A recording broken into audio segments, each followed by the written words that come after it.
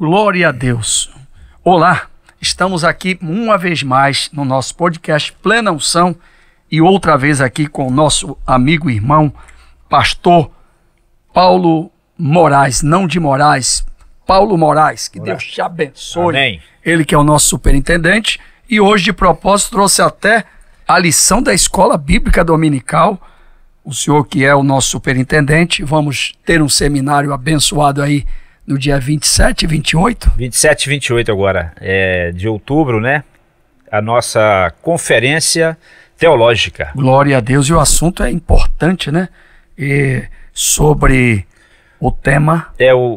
Nós estaremos estudando, né, sobre a questão do relativismo, que é o relativismo moral, a armadilha que Satanás utiliza para infiltrar-se em nosso meio. É verdade.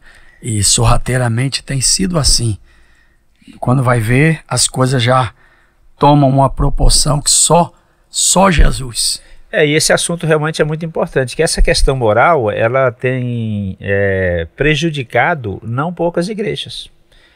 Porque deixaram de pautar-se, né, pela Escritura Sagrada e em alguns lugares pode-se quase tudo, não é? Não vamos citar aqui Verdade. Nada nesse sentido, porque seria deselegante, mas é um assunto realmente muito importante. Então, qualquer irmão, o irmã, enfim, os nossos telespectadores que quiserem participar. Dia 27 e 28. Isso. Tema muito importante. Na verdade, 28 e 29. É 28 e 29, porque eu semei dia 27. 28 e 29, inclusive nós estamos divulgando nas redes sociais, né? Okay. Quem quiser nos acompanhar nas redes sociais, Facebook, Instagram. Então estamos divulgando lá essa nossa conferência teológica. Essa semana vamos dar uma carga total de divulgação.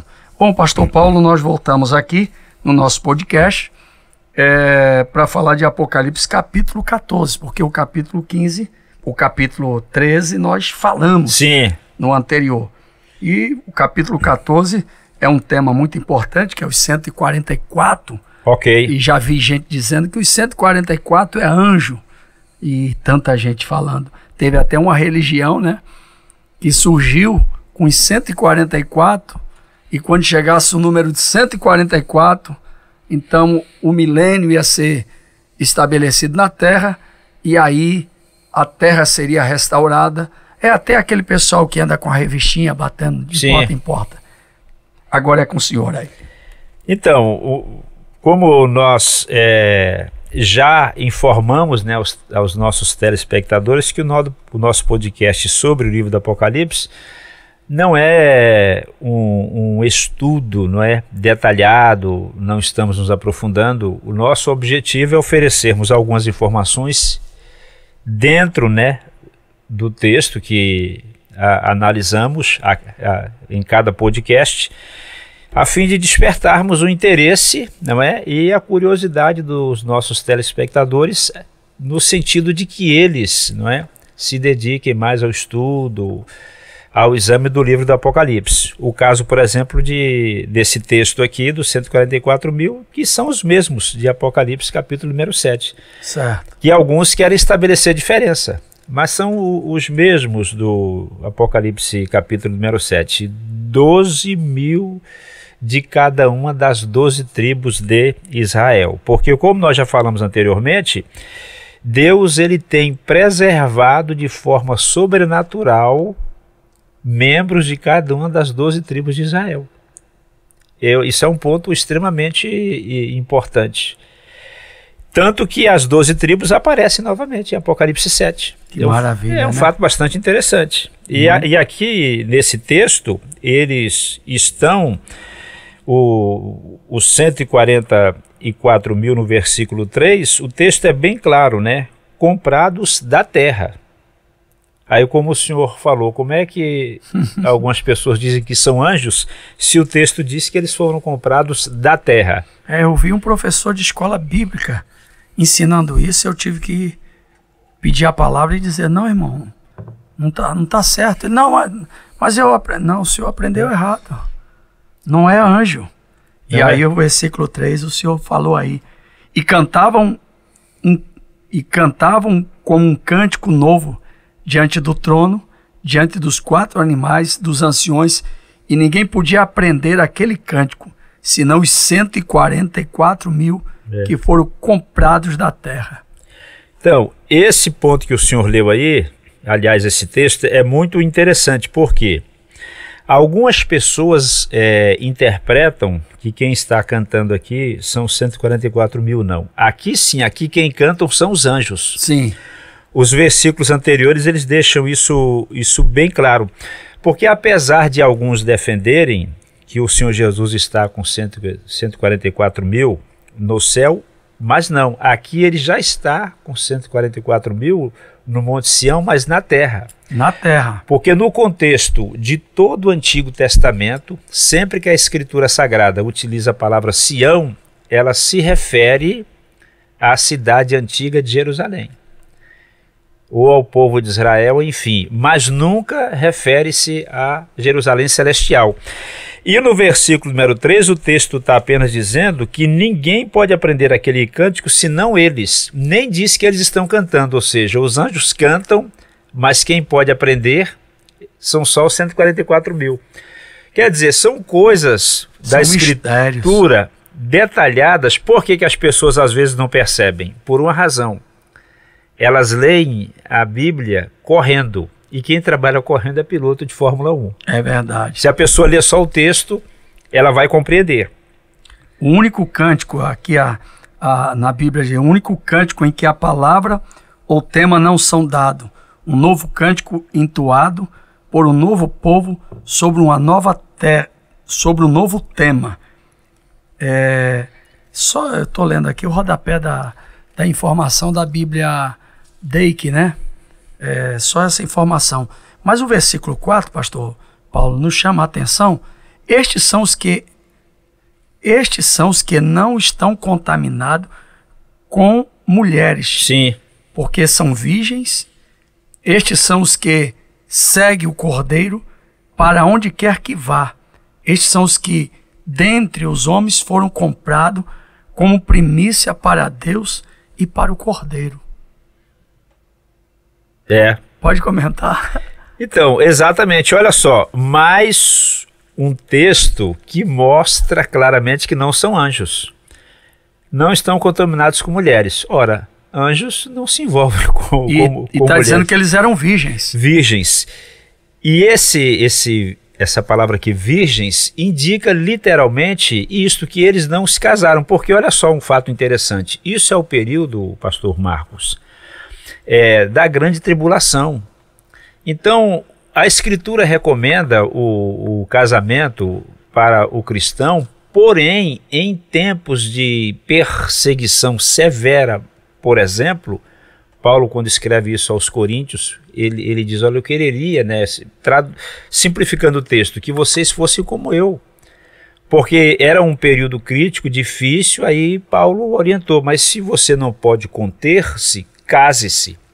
Mas quando Paulo escreve esse texto, naquele momento de baixa e severa perseguição, quem era solteiro, se conseguisse manter-se, seria melhor do que casar. Por quê? Porque o sofrimento seria menor. Porque em face da perseguição, se o homem em Cristo está só, ele pode suportar melhor o sofrimento, ele pessoalmente sofrendo, mas ele vendo a esposa sofrendo ou o filho sofrendo, o sofrimento dele será muito maior. É o caso aqui dos 144.000. Naquela ocasião, a melhor opção será de não casar-se, inclusive porque eles ficarão livres unicamente para servir ao Senhor Jesus. E daí surge a questão do celibato, quando alguns pegam a carona nessa ideia, não é? Sim. E que não tem nada a ver. O celibato nada mais foi instituído por uma questão de latifúndio e de herança. Não tem nada a ver com Apocalipse 14, 144 e que tal e que não. Na verdade, se você ler a história e os fundamentos da mesma, você vai ver que o celibatário é aquele que abriu mão não por uma questão de obra de Deus, mas por uma imposição do papado, que não queria que os padres casassem, porque ao casarem, quando morria, a herança das terras ficava para os filhos e a esposa. Muito boa essa palavra. Corretíssimo. Isso foi o Papa Gregório VII no ano 1074. Ele proibiu os padres de se casarem. Quer dizer, na verdade existia proibição, eles não cumpriam. Aí Gregório fez valer a ordem papal. E realmente, a partir de 1074, cumpriu-se isso que o senhor está falando. Os padres foram proibidos de casar-se realmente em caráter definitivo. E os casados foram obrigados a se separarem. Os que se recusaram a fazê-lo eram entregues aos magistrados civis para serem julgados, sentenciados e condenados. Que coisa. Então essa sua colocação foi muito boa. Porque, na verdade, nada aqui está escrito por acaso, né? Sim. A Bíblia, sendo o livro de Deus, um livro maravilhoso, é também usado muitas vezes de forma equivocada. Para uma má interpretação gera uma distorção que entra em contradição com as verdades de Deus. Sim. Deus não é contra a família, Deus não é contra o indivíduo casar. Mas aqui esse texto especificamente está falando de um grupo de pessoas selecionadas por Deus para um objetivo. Exato. Porque alguns eles querem empregar essa expressão no sentido figurado. Mas não. Eles realmente virgens porque eles não irão casar-se. Suponhamos que as circunstâncias fossem normais. Provavelmente se casassem, mas no período da grande tribulação de severa perseguição, e na verdade, naquele tempo, eu acredito piamente que outros homens preferirão não casar-se. Sim. Para não intensificar o sofrimento. Que é algo sensato. Sensato, sim. Verdade. Prossiga, pastor Paulo. Aí agora o que nós temos aí, né? Eles foram comprados como primícias para Deus e para o Cordeiro. Primícias, como por exemplo temos, se não me falha a memória, em Romanos 16 e 15, 1 Coríntios 16 e 5, ali a palavra é empregada para referir-se àqueles que tinham conhecido a Cristo antes dos demais. Paulo utiliza a expressão primícias da Acaia. É o caso aqui de 144 mil. Eles comprados para Deus como primícias. Não é uma referência ao número total de salvos daquele período, mas os 144 mil, dentre estes salvos todos, são as primícias. Certo. Que Cristo compra e separa para ele. Então é um fato bastante interessante. Na sua boca não se achou engano, então tudo indica que debaixo da severa perseguição, os perseguidores irão procurar alguma coisa, certo? Que eles falem por erro, por engano, fora do contexto, para prejudicá-los, que é o que acontece hoje conosco, né? É verdade. Tem certas coisas aqui mesmo, gravando podcast, que não podemos falar, senão cai o nosso vídeo. O nosso vídeo. Isso é uma proibição, né? E hoje o robô, né?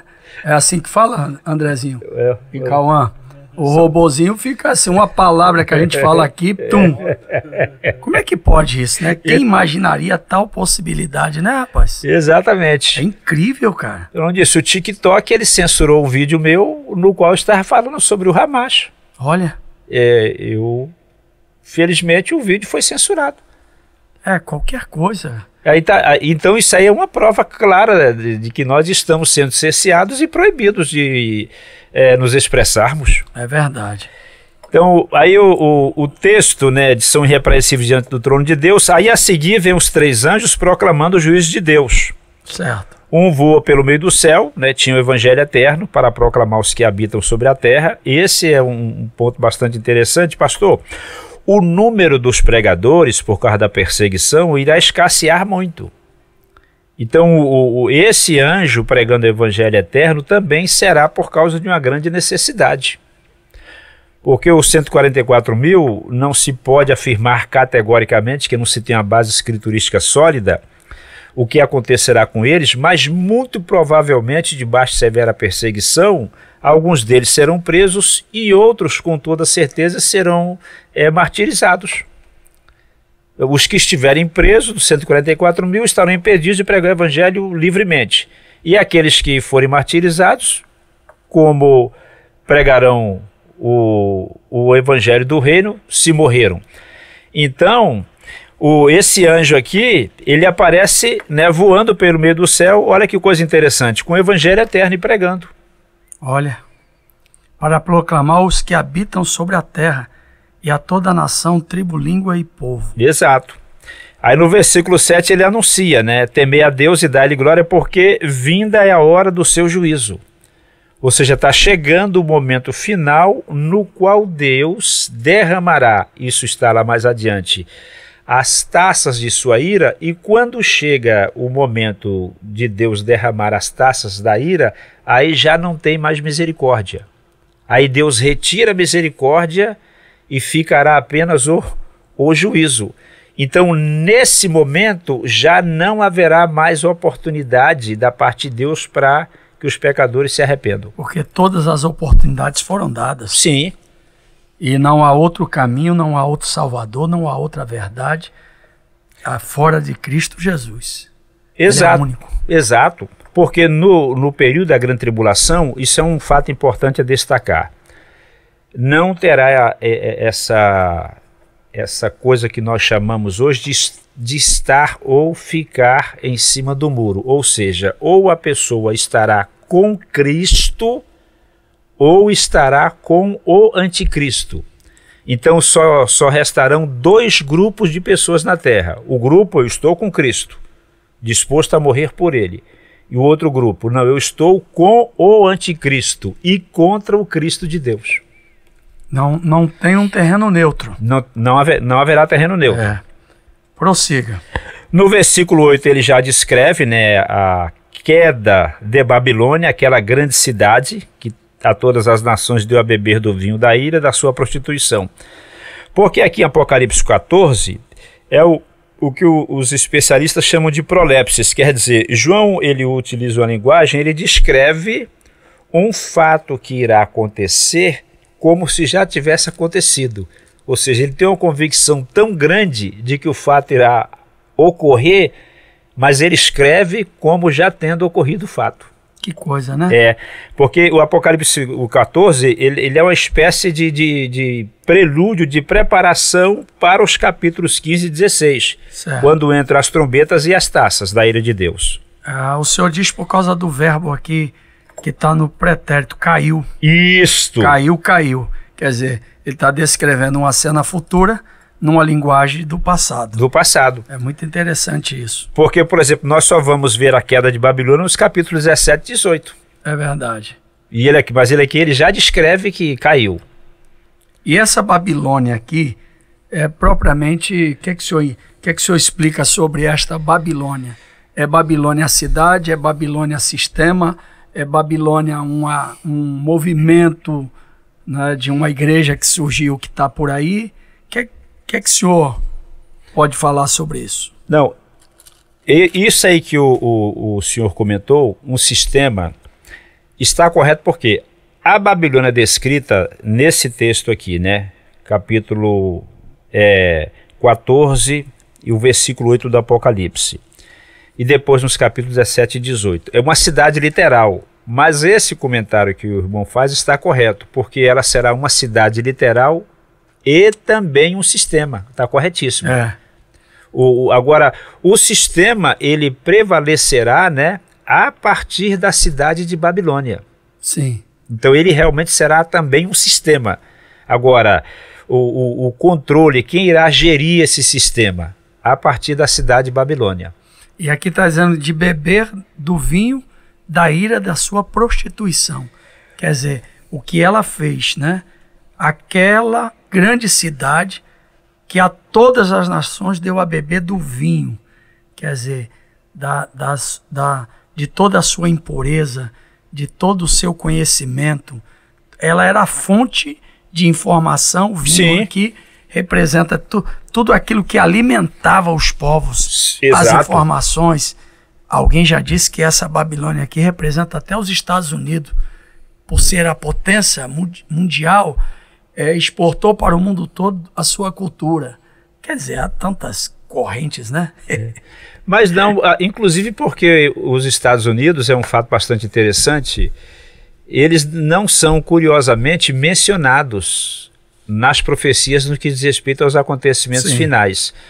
O mais provável é que os Estados Unidos irão declinar como potência mundial para o cumprimento da profecia das Escrituras. Então nós teremos a Rússia, porque Gog e Magog, Ezequiel 38 e 39, aí lá mais adiante veremos, né, o rio Eufrates se secando. Aí vem os reis do Oriente, que aí tem a China, o próprio Japão, que é antissemita, entendeu? Que é uma coisa medonha, o Paquistão, e isso para não contarmos com nações que quase não se comenta, que é o caso, por exemplo, da Índia. Tem as nações da África, eu vou citar exemplo de apenas um porque o nosso tempo é curto, a Nigéria. Quase ninguém fala sobre a Nigéria, mas tem nações da África que estão preparando-se, não é, para assumirem a dianteira de blocos de nações, nós já falamos anteriormente aqui, que irão surgir para cumprimento das profecias do livro do Apocalipse.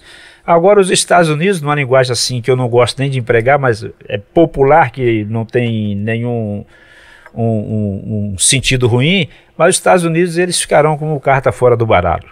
Opa! Até porque, com toda certeza, Deus ainda, de acordo com o pastor David Wilkerson, no livro que ele escreveu muito antes de falecer, Toca a Trombeta em Sião, livro muito bom. Deus irá julgar severamente os Estados Unidos. Irá mergulhar os Estados Unidos num declínio econômico assim que irá realmente arrasar a nação americana. Aí se alguém quiser reclamar, nem comigo, nem com o irmão, tem que reclamar com o pastor David Wilkerson, que era o profeta daquela nação. Exatamente. O homem foi muito usado por Deus. Prosseguindo. Versículo 9, né? Versículo 9. Agora vem o terceiro anjo: se alguém adorar a besta, a sua imagem, receber o sinal na sua mão, na sua testa. Versículo 10. Beberá do vinho da ira de Deus, que se deitou não misturado no cálice da sua ira, e será atormentado com fogo e enxofre diante dos santos anjos e diante do Cordeiro. O versículo 11. E a fumaça do seu tormento sobe para todo sempre, e não tem repouso nem de dia nem de noite os que adoram a besta, a sua imagem e aquele que recebeu o sinal do seu nome. Que é isso? Já pensou? Numa eternidade, para sempre, sem ter sossego, sem ter paz. Sem ter paz. Se por causa de uma depressão ou de uma dor na alma, tem alguém que se corta. Sim. Outro dia recebi a imagem, né, de uma adolescente que alguém pedindo oração que se cortou, dado a dor na alma. Uma adolescente, né? Se cortando toda, queria se matar. E tantas coisas que a gente vê, né, acontecer, porque é uma tristeza infinita, né? Exato. E aqui, como o irmão descreveu, o sofrimento é eterno. E o livro, para não deixar dúvida nenhuma, no versículo 11 ele diz para todo sempre, aí ele acrescenta, né? Nem de dia e nem de noite, para não deixar dúvida nenhuma que o sofrimento será contínuo. Será permanente e contínuo. Permanente. Misericórdia. Você que está nos assistindo, nós estamos no podcast Plena Unção. Eu estou aqui com o pastor Paulo Moraes. E você, pegue a sua Bíblia, pesquise o livro do Apocalipse. Vamos continuar nesta jornada. Versículo 12, pastor Paulo. 12, aqui está a paciência dos santos. Aqui estão os que guardam os mandamentos de Deus, e a fé em Jesus. Eu gosto dessa expressão. Né? Guarda os mandamentos e a fé em Jesus. Lembra o apóstolo Paulo: acabei a carreira, guardei a fé. Agora essa fé em quem? Essa fé não é no João, no Severino, no Tomé, no Bartolomeu, no Chico, no Francisco. Em Jesus. É a fé em Jesus. E o próprio Jesus contou a parábola em Lucas 18 e dizia: quando o Filho do Homem vier, achará fé na terra? Sim, exato. O senhor até deu uma explicação uma vez sobre isso. Ele referiu-se à qualidade de fé daquela viúva, porque fé todo crente tem. né? Mas aquela fé persistente. É a fé persistente, ou seja, é a fé que não desiste nunca. Era a fé que aquela viúva tinha. Ou seja, o juiz entendeu, essa viúva, ela não irá desistir. Enquanto ela tiver o fôlego de vida, ela estará me perturbando. Então é melhor eu atendê-la. Ele atendeu a viúva para livrar-se dela. Ela o convenceu de que não desistirei nunca, enquanto vida eu tiver. Ele, para livrar-se dela, atendeu o pedido. E aí a palavra de Jesus, logo em seguida, dizendo, viste o que disse esse injusto juiz? Injusto juiz. E não fará Deus justiça aos seus escolhidos, que lhe clama de dia e de noite? Pois digo que depressa fará. Aí Jesus emenda, e quando vier o Filho do Homem, achará fé na terra? Exatamente. Oh, coisa linda. Essa fé em Jesus, que não se pode perder. Isso. Versículo 13. E ouvi uma voz que me dizia, escreve, bem-aventurados os mortos que desde agora morrem no Senhor. Sim, diz o Espírito, para que descanse dos seus trabalhos e as suas obras o sigam. 2 pontos aqui, porque nós precisamos adiantar bem os nossos podcasts. Primeiro, os mortos que desde agora morrem no Senhor. A tradução aqui seria melhor se tivessem traduzido que a partir de agora, porque é a partir desse momento. Sim. Valerá só para aquele período. Sim. O texto está referindo-se a pessoas que morrerão no período da grande tribulação. Nós já falamos aqui anteriormente que nos primeiros 3 anos e meio tem uma multidão de pessoas que creem em Cristo. Aí aqui surge uma segunda multidão, aqui já é na segunda metade, certo, da 70ª semana de Daniel. Então é isso que João escreve e é isso que o texto quer dizer. A partir daquele momento, bem-aventurados aqueles que dali por diante, o texto diz, morrem no Senhor. Porque tem muita gente que morre, mas não morre no Senhor. Uhum. E outro fato interessante, diz o Espírito, ora, se o Espírito está falando aqui, é porque ele está atuando. Olha o que nós mencionamos. Como o Espírito não estará atuando? Porque alguém diz, né, que quando a igreja for arrebatada, o Espírito Santo vai ser tirado da terra. Então ele deixa de ser onipresente, Isso. onisciente e onipotente. O Espírito Santo nunca será retirado. O que não acontecerá é a livre dispensação que hoje vivemos. Isso. A dispensação da graça. Viu como esses assuntos, Pastor Paulo, é muito importante? E nós aqui colocamos uma pausa para o nosso próximo podcast. Fica ligado, eu e Pastor Paulo estamos aqui falando de Apocalipse, não é isso? Certo, é isso mesmo. Esse é importante dizer que o Espírito Santo continua. Continua. Mesmo na grande tribulação? Mesmo na grande tribulação. E se alguém tiver em tribulação em casa? O Espírito Santo está lá, neste lugar onde a pessoa se encontra, auxiliando-a em tudo. Mas o negócio é não ficar na grande tribulação. Não, de jeito nenhum. É ser arrebatado. Que é o nosso caso. Então, que Deus abençoe, até o próximo. Amém. Andrezinho, Cauã, que Deus abençoe. E a você, compartilhe e deixe seu like. Paz.